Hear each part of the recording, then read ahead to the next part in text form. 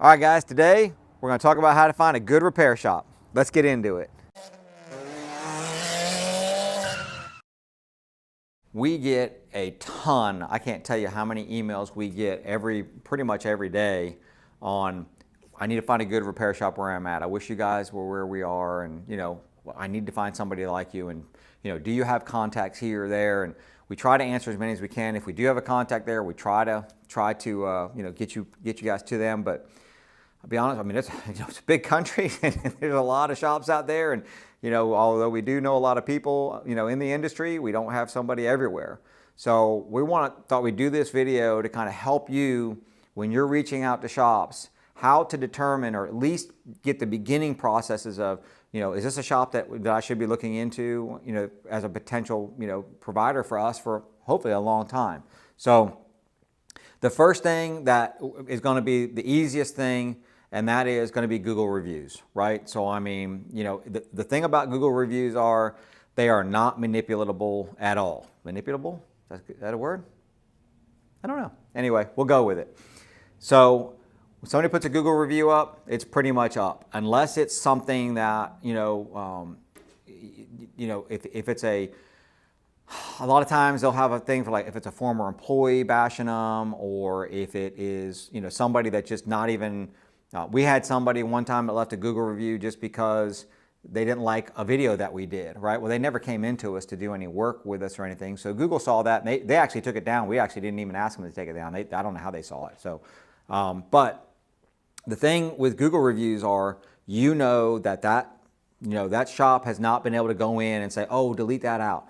As opposed to many websites, I'm not saying that they're all like this, but many website reviews, right? So if you're on their website and it says, 5 stars or whatever, and however many thousands of reviews, a lot of times, because they own their website, they can take off the reviews that are on there, right? That they don't want on there. So not saying that they do that.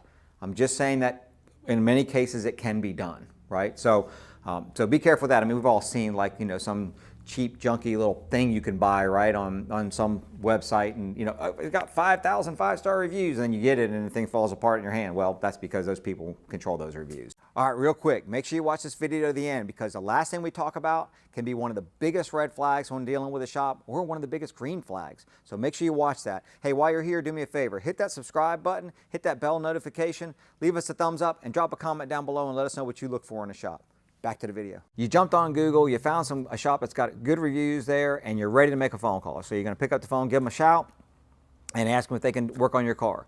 Well, what's your first impression of when they pick up the phone, right? How do they answer the phone? This is going to be a small thing, and a lot of people are going to be like, oh, that doesn't matter that much. It kind of does, right? So, I mean, if they pick up the phone and they're like, B&B Auto Repair, okay, or, yeah, or,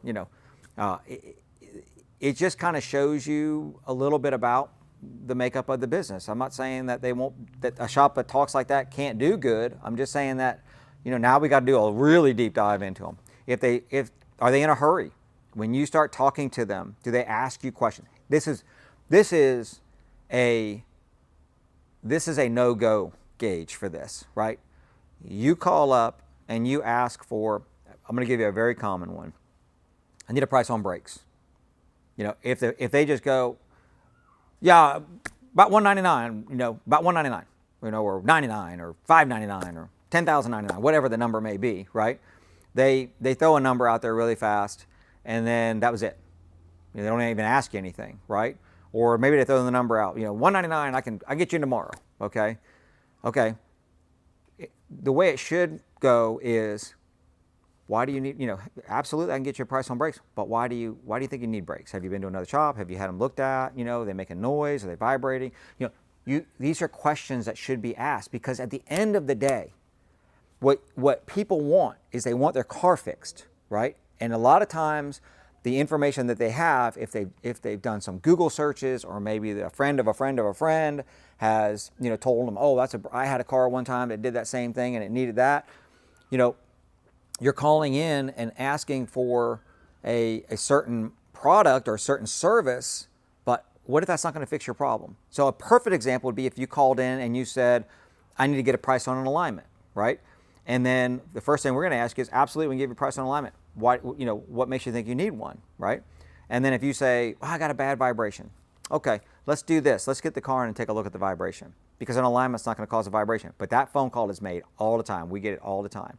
So I think the takeaway on number 2, this one is, when you pick up the phone and you call them, what kind of a feeling do you get? If you get a good feeling, if they're asking you questions, they ask you your name, they're trying to figure out what you're trying to fix on your vehicle, it could be a good choice. While you're on the phone with them, make sure that they are equipped to work on your vehicle. If you've just got a Nissan or a Honda or something like that, pretty common vehicle, more than likely they should be able to be, equipped to work on it. But there are some things that if they say, well, we do oil services or we can do brakes on it, but we can't do any kind of other stuff on there, you kind of want to find somebody that can do pretty much everything on the vehicle that you need to have done. And it's getting to be more and more common that you're going to need some pretty high level equipment to do even some simple stuff. So just keep that in mind. Just ask them, hey, are you familiar with my vehicle? You got a good feeling on the phone, you walk into the shop, how are you greeted? Okay, are they friendly? Are they happy to see you? Do you feel like they're happy to see you, or do you feel like you're bothering them, right? This is another quick one that, it's got to feel a kind of a gut instinct. When you walk in, if nobody looks at you, if everybody kind of walks around and ignores you, or do they greet you when you walk in the door? Hi, good to see you. Even if they're on the phone, right? I mean, a lot of times, busy shops, those service advisors are on the phone all the time. But if you walk in, they're on the phone, even if they just give you a quick look, glance up and go, be with you in just a second, or, whatever it might be, you need to be acknowledged pretty quickly when you walk in the door. It's just a sign, again, it's a small thing, but it's just a sign of they're here to take care of you. When you walked into the shop, they greeted you, kind of look around. Is it neat and organized and clean? We're very particular about this, and obviously we're really, really blessed to have a nice big waiting area that's really nice. I'm not saying you got to have that. I have owned shops. Some of my shops that I've had in the past have been very small and cramped, but we've kept them clean. We've kept them, neat and organized and comfortable. Are there comfortable places for you to sit? Is there a TV for you to watch, something? Or is it just like an old school bus seat that's sitting there and it's all greasy and there's car magazines and stuff? Again, it's just it is a sign. If it's clean, at least clean, right? It's a sign that what they're going to do with your vehicle is going to be similar to how they take care of their property. Everybody was nice in the office. You looked around, it's clean. Maybe when you were walking up, you noticed inside the shop, or if you haven't yet, take a look inside the shop if you're able to. Right? It shouldn't be a secret. I mean, people don't, shops don't generally want people to be in the shop without somebody with them because it can be dangerous. But just take a look in there. Does it look clean? Does it look organized in the shop? It is a repair shop. It is going to have, there's going to be some oil on the ground here or there, but maybe is in the midst of being cleaned up. There's going to be parts laying around here and there of cars that are maybe being actively worked on. But if it's, 3 inches deep in just grime and, the floor is just covered in it and the guys are just covered in it from head to toe and they're walking inside the office and they're covered in grease, it just looks dark and dingy, and you can be aware that they're going to be getting in your car with the stuff that comes off that floor, right? They're going to be getting in the car with stuff that's on their hands, right? Are there just parts that look like they've been laying around that you can't even walk in the building because there are parts laying there? It's just a sign of, again, of just craftsmanship and caring. If I care about your car, I probably care about my business, right? I probably care about the shop I work in. Even if I don't own the place, even if it's just a tech, care about where you work, at least clean up your area, right? So it's something to look for when I'm not saying it's got to be pristine. Please don't think that. These aren't race car shops where it's just going to be glass floors and everything perfect. But it should be at least clean and organized, right? And you'll know the difference. All right, this is a big one. How do they do diagnostics? Do they charge for diagnostics? The answer should be yes. You want the tech to be getting paid for the diagnostics. You don't want free diagnostics, and you don't want, we'll put it into the price. We did a whole other video on that. You guys know why we don't want that, right? So how do they do diagnostics? You should pay for it. And then, when they do the diagnostics, are they transparent with all the information? And this is with everything that they're going to do.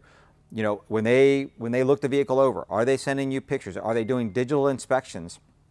Are they sending you the reports so you can see pictures and notes and the text notes and exactly what they found? What are the tests that they ran to determine what was wrong? What's the cure for it, what parts need to be done, or what is the repair. And then, what are they going to do when they're done? Are they going to confirm that that's fixed? Are they just going to throw a part on it and say, oh, you're good? Or are they going to, put the part on it, test drive it, make sure it's going to work right for you so when you get it back, there's not a problem. And that doesn't always ensure that you're going to be fixed the first time every single time. Mistakes happen and, situations that are weird happen. But how are they going to go about it in a normal situation where you feel like you've got plenty of information to make decisions on the purchases that you need to make your vehicle, back into good shape? You felt really comfortable at the shop. You went in, talked, you called them on the phone, super nice, went in, super nice, shop's clean, everything's good. What kind of warranty do they have? Let's ask them. Hey, how do they give you some pricing, right? They've inspected the vehicle. They told you it needs some work.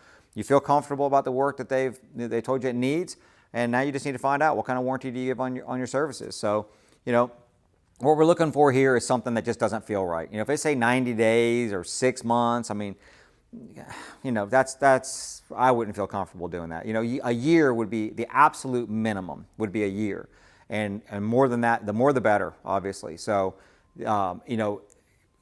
most shops now are moving into more like 2 years, 3 years, 5 years, stuff like that. So we do a 5-year, 50,000-mile warranty. A lot of shops that I know around the country that are, I'm friends with do 4 years and 3 years, and some do 5. I haven't seen many that do over 5. So it's just something good to ask. Now, here's where you really find out what a shop's made of. This is the thing you never want to have happen, but when it does happen, it's an opportunity, right? It's an opportunity to determine who am I dealing with.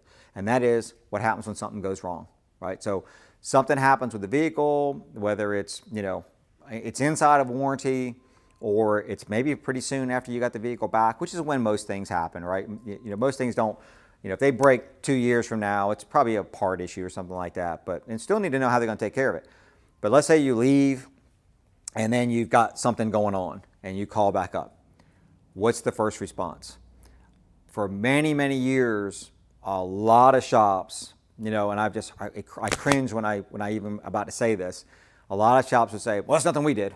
Right? And it'll just be the go-to answer when you walk in. Like you'll say, I've got a noise in there now, and you guys did some work on it. I got a noise now. Well, we didn't do anything that caused a noise, right? Okay, that's not a good thing. That's not a good thing. I don't care how good everything else was. Now you're finding out who they are. So what you're looking for the response to be is, absolutely, let's take a look at that. If it's got something to do with anything that we did, we are 100% going to take care of it, right? That's what you're looking for. And then, straightforward, well, what happened? And let them tell you, this is what happened. And if it's something to do with what they did, they say, listen, and this is how we do it. Let me tell you how we do it, because a lot of you just ask us for shops like us. This is how we address this. We're going to bring it in. We're going to inspect it. We're going to tell you flat out, absolutely, let's get that thing in here. Let's take a look at it, because if it's something that we did, we want to fix it now. So that's coming in to do that. If it's something that we did, it's 100% getting taken care of immediately. Obviously no questions asked. It's just going to get fixed. If it's got a chance, maybe we don't know if it's something that we did, right? It could or couldn't, but if there is a chance that it was something that we caused, we're going to take care of it. Because we can't prove that it wasn't, right? So we're just going to go ahead and take care of it. If it is something that we didn't do, something that we didn't have anything to do with, but it is pretty quick and easy to fix, we're just going to fix it. We're just going to fix it because we want you to be comfortable. Because as a person, as a car owner, you're always kind of feeling like, oh gosh, are they going to take advantage of me, right? Especially in a situation like this. So we're just going to fix that. We're going to let you know, hey, it wasn't something that we had anything to do with, but you know what? We got it taken care of, quick and easy. We're good. You're fixed. We appreciate you, right? Long-term relationship, exactly. So, and then if it's not anything to do with what we did, and it's going to be something that's a little more involved, then we're going to bring you in. We're going to show you. We're going to go over everything. We're going to show you the stuff we did before, what we did now, and at the end of the day, we're just going to say, listen, almost always, when we have a situation like that, the clients are like, totally understand, it kind of stinks, but let's just take care of it, right? Sometimes you'll have somebody go, I just don't understand that. I just don't, I don't understand. And we go, listen, okay, I totally get it. Car repair is not easy, and sometimes it can be complicated. So what do we need to do to make you happy? If that person is reasonable, we're gonna say, let's do it, right? If they say, I think you should give me free services for the rest of our lives, and you should, obviously we're not doing that, but if it's something reasonable, we're just gonna do it, we're gonna work it out, we're gonna, that's the whole thing is communication, right? This is not a one time and done situation. When you go into a shop, you want a relationship with that shop. You want to know that you can call up and say, hey, Sherwood, how you doing? Good to see you. And they go, hey, good to talk. How you doing? How's your kids doing? Right? Over the years, you want to just have a relationship with them so they know who you are, and then you trust them. So that when there are issues, and shops that are out there that you guys are watching this is what you need to do, is you need to create relationships with people so that when there are issues, they already know and trust you. They know you're going to take care of them, right? I always say this, when there's a problem with a vehicle, with something that we did, it's a time to shine. This is a time to absolutely solidify the relationship, because most people are just absolutely waiting to hear that nothing that we did. And when you go, man, that was something we took care of that. That's on us. It was our fault. We took care of it. Boom. They're so happy it's not even funny. I hope you liked this video. If you did, how about hit that subscribe button, hit that bell notification so you know every time we drop a video. Give us a thumbs up and leave a comment down below. Let us know, when you guys go into shops, what do you look for and what has been your experiences going to shops? I'm hoping they've been mostly positive, but leave the comments down below. Let us know. Appreciate you watching. We'll see you in the next one.